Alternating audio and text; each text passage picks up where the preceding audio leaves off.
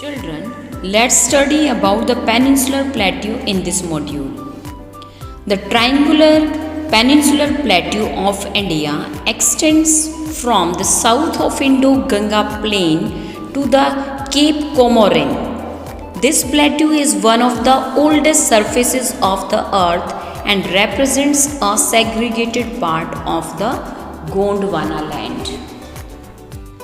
The Ravlis in the west and the Satpura, the Mahadevu and the Kaimur ranges in the south divide the peninsular plateau into two parts, the Central Highlands to the north and the Deccan Plateau to the south of it. First of all, let's discuss about Central Highlands.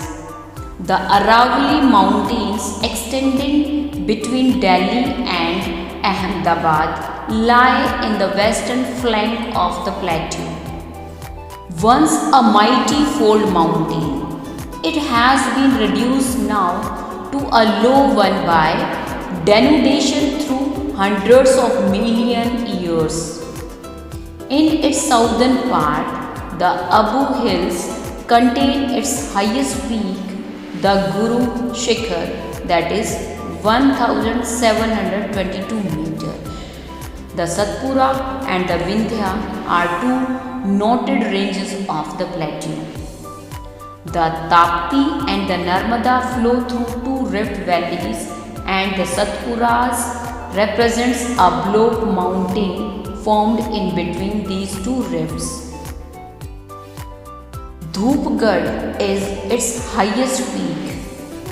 East of the Satpuras, Mahadevu and Kaimur ranges in succession. The accurate Vindhya range extending from near the western boundary of Madhya Pradesh runs eastward at first and then towards northeast. Manipur is its highest peak. Next is the Deccan Plateau. The Deccan Plateau is almost encircled by hills and mountains. The Satpura, Mahadevu, Kaimur on the north, the Western Ghats on the west and the Eastern Ghats on the east. The Sahyadri rises steeply from the west coastal plain and descends gently eastwards.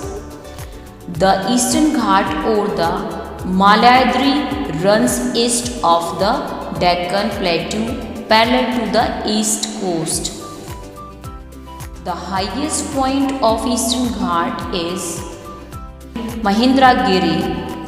The Eastern Ghat and the Western Ghat meet at Nilgiri Hills in South Karnataka.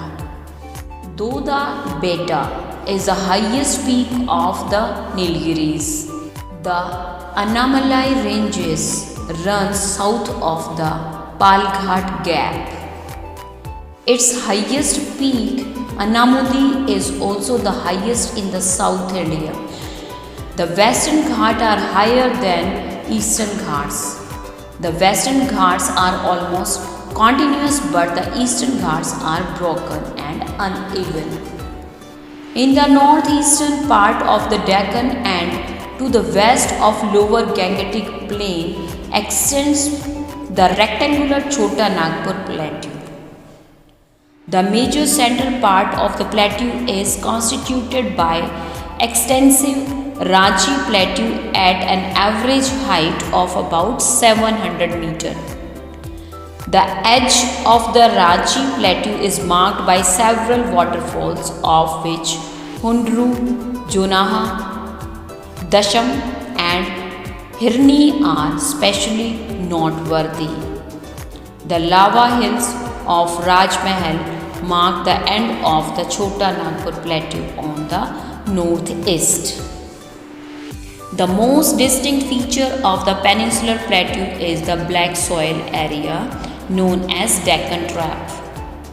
The soil is of volcanic origin.